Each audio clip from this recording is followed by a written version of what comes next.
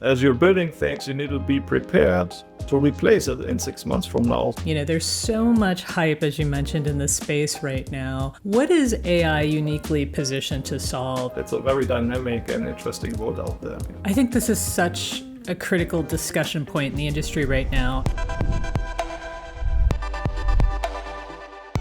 You are listening to the AI with Maribel Lopez podcast, or AI with ML. If this is your first time listening, thank you for joining. The AI with Maribel Lopez podcast is brought to you by the Data for Betterment Foundation. This podcast shares the stories of the people behind the new world of data and AI. What are they creating, and why does it matter? If you like this episode, please subscribe so you can easily find the podcast again. You can find the video version of this podcast at youtube.com at AI with Maribel Lopez. You can also share your feedback and ideas with me on X, also known as Twitter, and LinkedIn. All links are in the show notes. Extended show notes, episodes, and transcripts can be found at lopezresearch.com/podcast. I hope you'll enjoy the show. Hello and welcome to the AI with Maribel Lopez program. Today I'll be speaking with Markus Nispel, who is the head of AI engineering at Extreme Networks. Extreme Networks connects tens of thousands of customers globally. It delivers AI native cloud networking solutions that are designed to seamlessly connect people, applications, data, and devices. And I'm really excited to be here talking to Markus today. Hello, Markus. How are you? Hello, Maribel. Great to be here, and thank you for the invite. So I'm looking forward to our conversation. So, Markus, I wanted to speak with you today because the networking space isn't new, but it's been one of the markets that we've really seen AI take hold of and deliver measurable business value. It happened early. Folks like Extreme have been working on it for some time now. So from where I sit as an industry analyst, I see Extreme positioning these AI capabilities, differentiators, and helping enterprises achieve more autonomous network operations, also improving performance, security, and reliability. But, that's my take. And given your role, particularly your role in AI, I'd like to start by asking you to share how Extreme Networks is integrating AI into its networking solutions. And perhaps for a bit of color, we can talk about how does this differ from what you offered, say, 2 or 3 years ago? Because I think we've been talking about AI and progressing AI for some time, but maybe the audience doesn't really understand some of what was before and some of what is today and how that differs. Yeah, AI is absolutely the hype, really ignited by the launch of ChatGPT in 2023. But we really started a lot earlier than that. Initially, it was traditional machine learning back in 2019, which we integrated into our older cloud platform XIQ under the name of Copilot. So we were leading the charge there. Back then, we called it Copilot, when nobody called their capabilities Copilot. But that aside, we learned a lot with the initial introduction, and learned a lot really means that we concluded that to make the next leap, we had to re-architect some of the core components to be more tailored towards data and then specifically AI. So when now everybody says, hey, it's tailor-made for AI, you really need to ask the question, is it really tailor-made for data? Because only good data will result in good AI. And 2 to 3 years ago, we embarked on that journey that resulted in the development of Platform One. And then we are able, on top of Platform One, to develop more effective AI capabilities that are integrated in the platform and our customers can interact with more effectively. I think data has been one of the challenges we've been talking about for quite some time in the IT industry in general. And I think taking on the what does it mean to be built from the ground up and that focus on data is actually really important because we've done things before. And if you look at the overarching IT infrastructure, I think there's this discussion of what do we need today to deal with both the volume and the analytical capability of the data we have, but also the data engineering and cleanliness. So I absolutely agree that that's a spot on requirement. So in your opinion, there's so much hype, as you mentioned, in this space right now. What is AI uniquely positioned to solve, and what's still too early? I hear everything. We're going from, AI can cure cancer, to create robotics that do everything, to make me coffee in the morning. So just really want to know your take on it. Absolutely. I mean, if you think about it, that's a clear sign of a hype cycle. And definitely, you also need to define what AI are we talking about. I mentioned before ChatGPT, which is mainly through large language models, is focused on unstructured data. But if you look at networking has a lot of structured data, metrics, performance data that is coming from your infrastructure. So what we did initially is we assessed, okay, what kind of data and types of data are even available, and we had to bring those together effectively. So the platform itself that we have developed with its AI core has different layers of capabilities, and the first layer is really the data hub that combines both structured and unstructured data. Structured data, metrics, getting streamed. There's quality assurance that needs to take place. There's enrichment that needs to take place. And then there's storage that needs to take place, and access aligned with data governance and regulations that vary across the world. So it's not a simple task to do. And specifically, as you prepared for AI, you need to make sure that your security controls and governance controls are also in place. True for structured data, and also as ChatGPT and unstructured data came along, that's also true for knowledge in general that you want to combine into your platform. And then the question becomes, okay, what AI works best for what type of data? And then we're coming down to the fact that large language models and AI as being talked about today by themselves are not sufficient. You need to combine those language models with traditional machine learning models and with the ability to access data through either APIs, database access capabilities, or you access data through machine learning models that have been deployed on top of those data sources.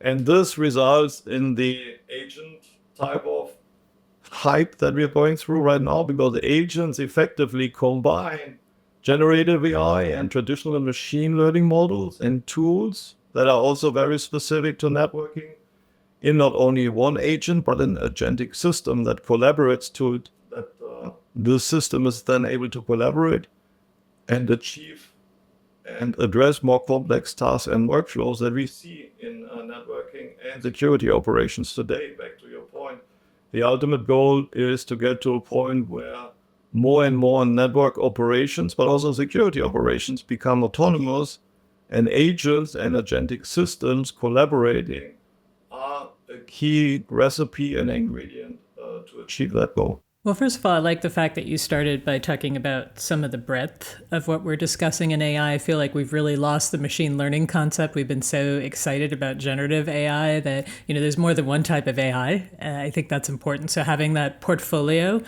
makes a lot of sense. And also you brought up security. I think there's just, a tremendous amount of data, and networking and security flow very nicely together to have those two things along with an AI foundation.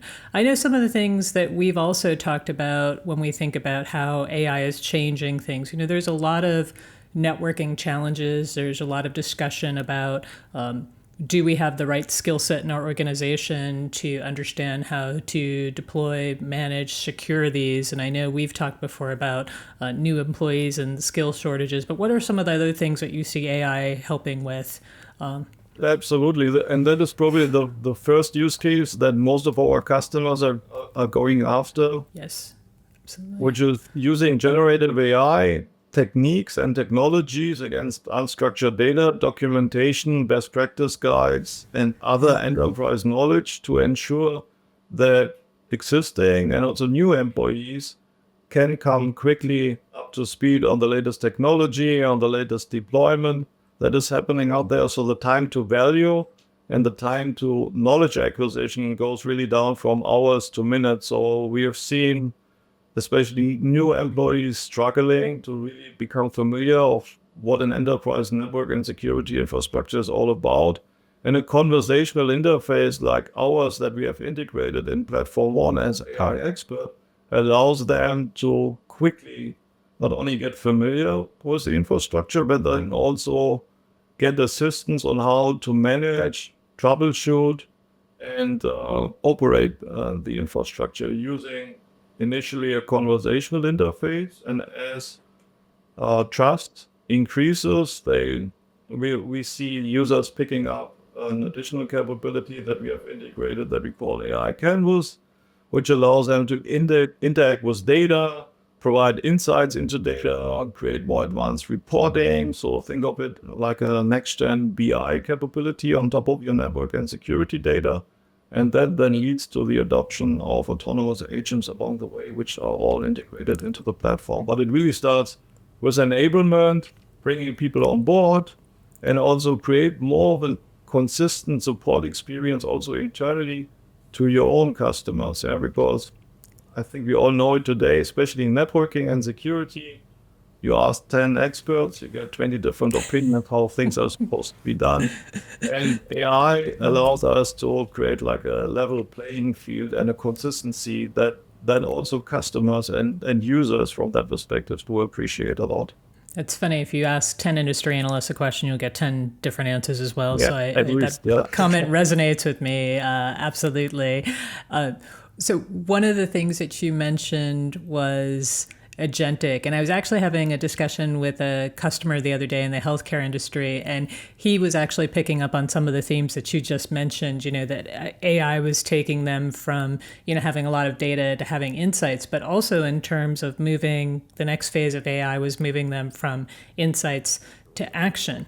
So we've started to see an increased focus on AI-driven automation in the industry, specifically with the rise of the discussion of agentic AI as a new concept in the industry.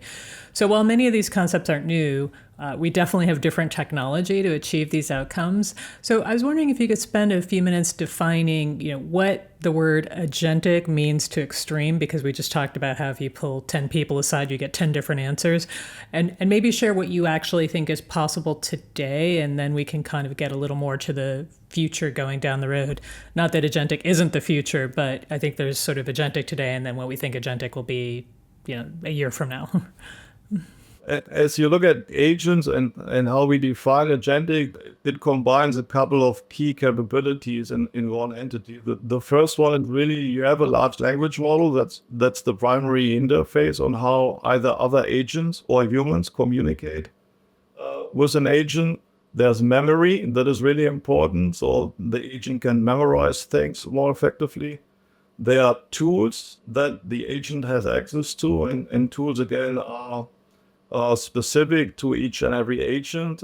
We have also integrated in Platform One something that we call a smart tools registry for those agents, because selecting the right tools, which can be an API endpoint, a machine learning model, or a custom tool like an analyzer that you have used in the past in networking, integrate them and allow the agent to pick the right tool is super important. And then the ability to take actions is obviously important as well, where we have started to introduce the concept of deployment scope, action scope, and level of agency, which is important from our point of view, where our customers can define where are those agents running. So what's the scope of what an agent can cover in terms of the network size itself? What type of actions an agent can take? Is it allowed to make a networking change or just allowed to create a ticket or open a ticket? And then also the level of agency. Should it run autonomously, which it could, or should there be a human in the loop before changes are being made? Those are reviewed by a human, and this is also the default setting for us. So we don't see that customers they do want to fully automate, but still there's that trust that have to be built first before you get to full automation, using agents. And it's not just one agent, it's usually a couple of agents that get orchestrated in an agentic system, where then you need to be able to have reasoning capabilities before those agents get involved by what we would call a lead agent that creates a plan, figures out what the user intent is, and then orchestrates and communicates with multiple agents to bring the result together into a single end-to-end workflow and a job that needs to be done for the user intent or to address the user intent. I think this is such a critical discussion point in the industry right now. How large or small are agents in terms of what their capabilities are, how the agents talk to each other, and then, as you mentioned, how autonomous they can be.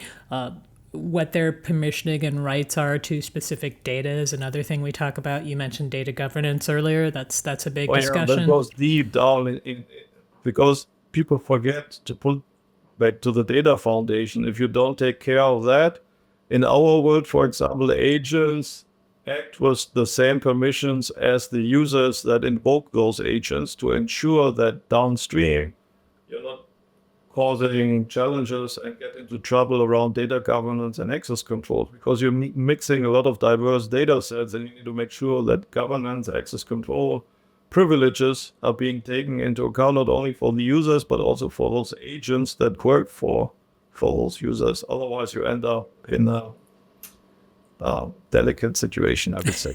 That's right. Delicate's a very nice way of putting that. I like that. You also mentioned orchestration. I think that's actually a really critical component. Do you build your own orchestration? Do you work with orchestrators, or how do you think about that? From an agent perspective, we do. We have developed our own agent orchestration initially. This is what we use to, for example, create that AI canvas experience that I mentioned before, where a user can interact with AI. So we're building dashboards and reports and insights. And that by itself is already a mini agentic system where you have to detect the intent for the user. Then you need to figure out what data sets and tools are available. You query the data, you send it to another agent that basically aggregates the data in a meaningful fashion. Then you send it to an agent who decides what the best way to present the data back to the user is. Is it a pie chart, bar chart, table, whatever it is, and then it gets returned and becomes an artifact that, again, we have done something special here that is replicatable every time the user is going to look at that artifact. So it's not like that you have the challenges of generative AI, where sometimes asking the same question, you end up with different answers. You cannot do that for structured data and reporting. So we found a way to make that consistent, and that is really unique. That is our homegrown system that we developed already probably 18 months ago. But now standardized frameworks are evolving, and we are migrating as we speak to one of those standardized frameworks, which allows us to be more scalable and more effective as it relates to agent orchestration. That makes sense. Now, we've talked a lot about the opportunity, and I know that you're out talking to organizations all the time. What are some of the resistance points you're seeing from enterprise customers regarding AI-enhanced networking, and how are you addressing them?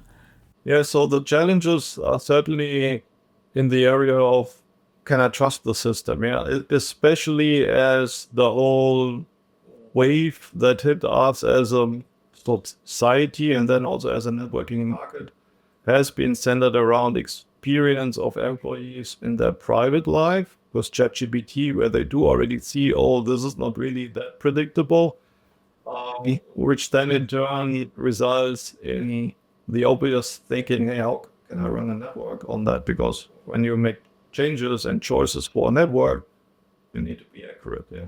So that level of trust that needs to build up is certainly a challenge that needs to be addressed. We are addressing that at multiple levels.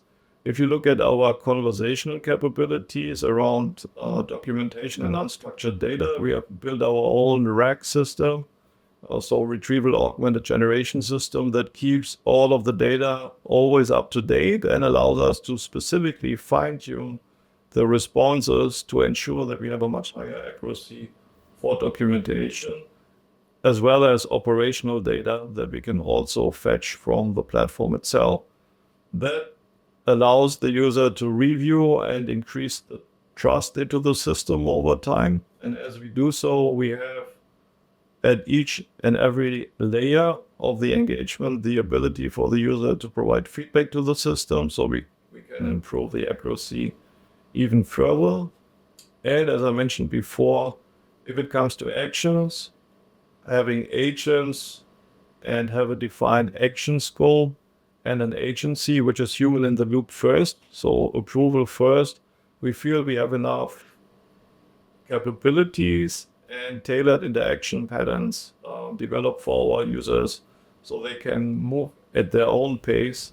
And as their trust increases, they can increase the level of automation by using the capabilities and the controls that we have and the options that we have put in place in Platform 1. No, I think that trust is really, the ability to go back and give a feedback loop, having a human in the loop, having RAG, all those are actually critical. And there are big differences between consumer and enterprise platforms, right? So it's good to see that. Absolutely. RAG, for example, we always have indexes and references to our own documentation, so the user can go back and see actually from which documents we fetched the data from and aggregated the data. And also when it comes to agents and planning, we do expose the plan itself and the rationale behind it. So the explainability is a key component here as well. So the user gets more comfortable with the system. So it's not a black box. It's highly transparent, and transparency again also increases trust. Yeah. So we've talked a little bit about what some of the concerns you're seeing. I've seen a real shift in focus in AI from POCs, proof of concepts, to delivering specific returns. And I think this is one of those spaces where we can demonstrate returns. So perhaps you can share a few examples of where and how you see AI implementation significantly improving either a customer's network performance or security posture, or any areas that you think clients should be looking at for how they should consider return from AI investments, specifically related to your field, right? Yes, specifically in our field. So in terms of going from POC into production, then that's actually a good point. 2 weeks ago, we went into limited availability with Platform 1. So a certain set of our customers do have access to it already. And what they have seen and what we have observed is that the enablement activities, knowledge acquisition really goes down from multiple hours for a given problem to a couple of minutes, sometimes even seconds. So the level of improvement and efficiency that we have seen here is definitely in the 80-90% range. So that is really a positive note. What we have seen as well is that troubleshooting, the time to troubleshoot problems, is dramatically decreased in the same scale, so to speak, because the system, as it uses tools and automated capabilities to pinpoint to problems in the network, also the time to resolution, and so the availability of network infrastructure is dramatically increased.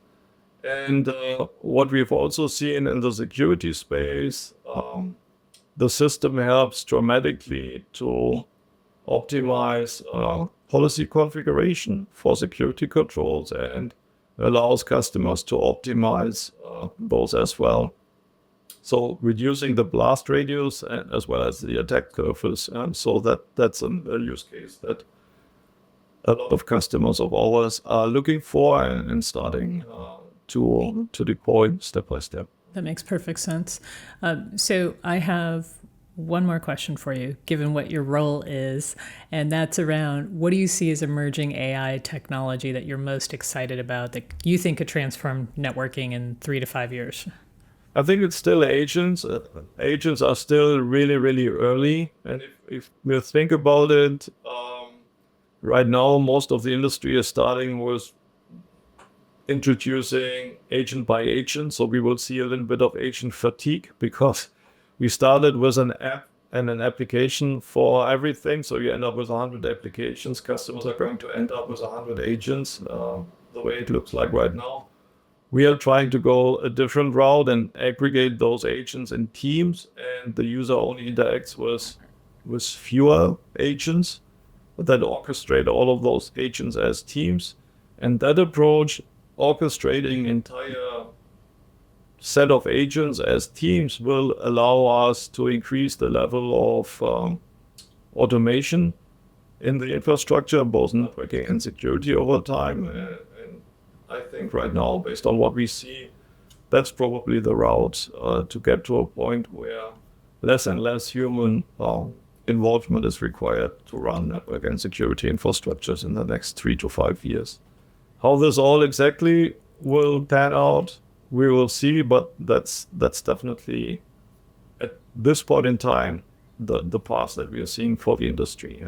And if you combine that specifically with enhancements also in the language model space, talking DeepSeek, not that we would deploy DeepSeek, but DeepSeek has shown what is possible with a much smaller footprint, compute footprint and GPU footprint to achieve certain goals. We do anticipate that there are similar innovations coming in step functions, which allow us to evolve those agentic systems even faster and more effectively. And so agentic systems, agents, combined with innovation in language models, I think is going to show a huge return on invest for everybody in the industry. I'm excited for that. It's a new world out there, so we'll see how that goes. Well, Markus, I want to thank you for your time and for sharing your insight on what's going on in the networking space. I know that you continue to push the ball forward all the time, and we look forward to seeing what you build next. Going to be great. Thank you for having me, and we should repeat that in a couple of months, because in a couple of months the world has moved on already, so things that will be really fast. And this is something, as you're building AI these days, is interesting but also challenging. As you're building things, you need to be prepared to replace it in 6 months from now. So having the flexibility in your architecture, I think, is critically important from our point of view to serve our customers. And that is definitely true for everybody out there doing development on top of AI. Be ready to take what you have done and start from scratch in 6 months from now. Yeah. So that's how it goes. Yeah. Or at least leverage something that others have developed. So it's a very dynamic and interesting world out there. Dynamic is definitely the word of the day with AI. Thanks again, Markus.